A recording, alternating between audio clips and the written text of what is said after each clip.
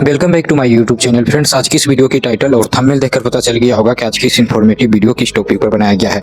SBT examination का official notice जारी कर दिया गया है। पिछले 2 से 3 दिनों में आप लोग देख लिए होंगे, अच्छे तरीके से जान भी गए हैं कि आप लोग का एग्जाम कब से कब तक है और एग्जाम थ्योरी एग्जाम कब से है, एक्सटर्नल एग्जाम इंटरनल एग्जाम कब है, प्रैक्टिकल एग्जाम कब है, सारी चीज़ें आप लोग को भली भांति जान रहे होंगे। चलिए आज की इस वीडियो में हम आप लोग के साथ शेयर करेंगे, क्योंकि पिछले कई दिनों से बार बार कमेंट आ रहा था कि सर मेरा फर्स्ट सेमेस्टर में भी कैरियर लग गया है, सेकंड सेमेस्टर में भी एग्जाम दें, क्या कैसे लिखे, कहाँ से पढ़ें और कैसे शुरुआत करें, अभी लास्ट 30 दिन में आप कैसे पढ़ सकते हैं और पढ़ाई का सही तरीका क्या है, सारी चीज़ें आज की इस वीडियो में, टाइम टेबल कैसे बनाएं, सारी चीज़ें आज की इस वीडियो में डिटेल से बात करेंगे। एग्जाम में आखिरकार आंसर कैसे लिखे ताकि आप लोग को बेहतर से बेहतर मार्क्स ऑब्टेन हो सके और आप लोग को कैरी नहीं लगे, क्योंकि आज का ये थंबनेल को देख सकते हैं लिखा गया अब किसी को कैरी नहीं लगेगा, क्योंकि आज की इस वीडियो में आप लोग पूरा लास्ट तक देखते हैं तो सारी चीज़ें कंसेप्ट के साथ आपको समझ में आ जाएगा और घबराने की कोई बात नहीं है। आज की इस वीडियो को लास्ट तक देखिए और ज़्यादा से ज़्यादा आप लोग अपने दोस्तों में शेयर कीजिए। चैनल पर नए हैं तो चैनल को सब्सक्राइब कर दीजिए, बेल आइकन दबा दीजिए। चलिए आज की इस वीडियो की शुरुआत करते हैं। वीडियो को स्टार्ट करने से पहले आप लोग वीडियो को पेशेंस से देखिएगा, सारे स्टेप आप लोग को आज की इस वीडियो में डिस्कशन करने वाले हैं। सबसे पहला स्टेप से आप लोगों को बार बार कमेंट आ रहा था कि पढ़ाई शुरू कहाँ से करें। हम लोग का सिलेबस जो अच्छे से कंप्लीट नहीं हुआ है और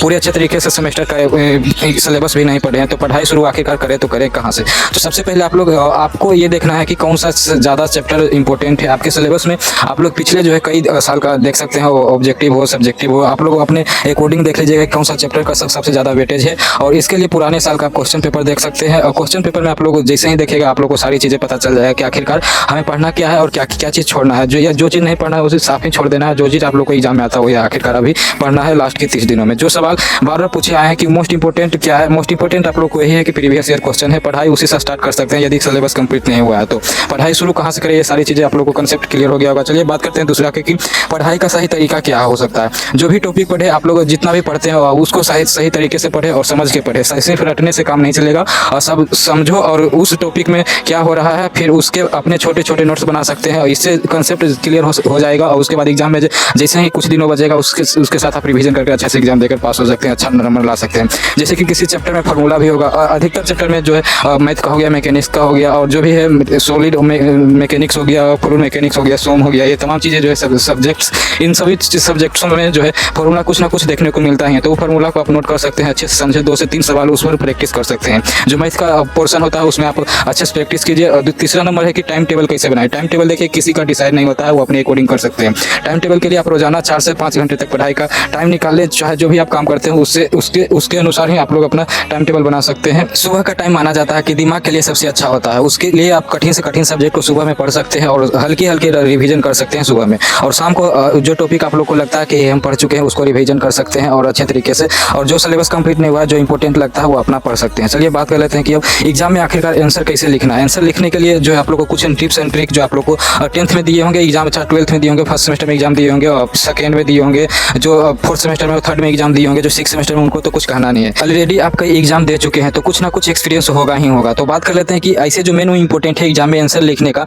कि साफ साफ लिखे और गंदा और जल्दी में ना लिखे, यानी कि जो भी आप लिखते हैं उसे आप सही लिखे, क्या कहना चाह रहे हैं। आगे वाला जो आपका कॉपी चेक करने वाला है एग्जामिनर उसको साफ साफ दिखना चाहिए कि हाँ ये स्टूडेंट अच्छे तरीके से लिखा है। यदि क्वेश्चन में फिगर आता है तो फिगर भी बना सकते हैं और एग्जामिनर को पसंद आना चाहिए आपका राइटिंग। इतना भी राइटिंग खराब नहीं होना चाहिए कि सामने वाला को दिखे नहीं और अच्छा सा आपका कोई आंसर नहीं पढ़ सके क्वेश्चन का। जहाँ भी पेंसिल का यूज हो पेंसिल का यूज करें, पॉसिबल हो कि पॉइंट में आप लोग आंसर लिखे। जो भी आंसर लिखते हैं ये यानी कि आप लोग को ज़्यादा से ज़्यादा आपको पॉइंट बनाकर आंसर लिखना है। डिफिनेशन भी आप काफ़ी अच्छा लिख सकते हैं और डिफिनेशन में जो रियल है वही लिखें और डिफिनेशन में ज़्यादा आप मिलावटी ना करें। और वर्किंग प्रिंसिपल ये सारी चीज़ें आप लोग एप्लीकेशन भी लिख सकते हैं, एडवांटेज डिसएडवांटेज। एग्जामिनर इससे देखकर आपको बेहतर मार्क्स देने की कोशिश करेगा और सारी चीज़ें जितना भी हो डायग्राम आप अच्छे तरीके से बनाओ, एग्जाम में आप लोग को बेहतर मार्क्स मिलेगा। 5th स्टेप है कि रिवीजन बहुत जरूरी है। आप लोग जितना ज़्यादा रिवीजन कीजिएगा चीज़ों को उतना आप अंडरस्टैंडिंग कर पाइएगा, उतना अच्छे तरीके से लिख पाइएगा एग्जाम में, क्योंकि रिवीजन ही एक ऐसा चीज़ है जो आप लोग को ज़्यादा याद रहेगा और एग्जाम तक आप लोग यदि बेस्ट रिवीजन करते हैं तो आपका बेस्ट रिजल्ट भी बनेगा, अच्छे तरीके से क्वेश्चन का आंसर दे पाएंगे। रिवीजन जरूरी है।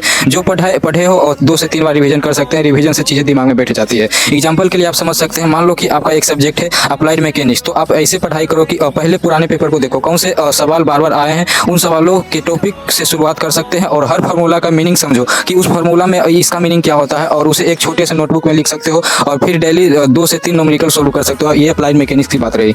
इसी तरीके से आप जो भी सब्जेक्ट होगा उस पर अप्लाई कर सकते हैं और थ्योरी है तो थ्योरी तरीके से और न्यूमेरिकल है तो न्यूमेरिकल तरीके से। अब बात कर लेते हैं कि ज़्यादा घबराओ मत, मेहनत करो और चीटिंग पे डिपेंड मत रहो। जो भी सब्जेक्ट्स है आप लोग का उस पर ज़्यादा से ज़्यादा फोकस करिए और जो भी इंपॉर्टेंट क्वेश्चन है उस पर ज़्यादा फोकस करिए। लास्ट 30 दिनों में ही उपाय है और घबराओ मत, मेहनत करो, चीटिंग पे डिपेंड मत रहो, क्योंकि अगर पकड़े गए तो ईयर बैक हो सकता है। सारी चीज़ें आप जानते ही हैं, समझाने की जरूरत नहीं है। खुद से मेहनत करोगे तो पास भी होगे और कॉन्फिडेंस भी आएगा। तो अब हमारी मानना है कि आप मेहनत ज़्यादा करो, डिपेंड नहीं रहो चीटिंग पे। चलिए आज की इस वीडियो में इतना ही। जो कुछ छूट बढ़ गया होगा आप लोग कमेंट कर सकते हैं, नेक्स्ट वीडियो बनाने की कोशिश करेंगे। Thank you, love you all.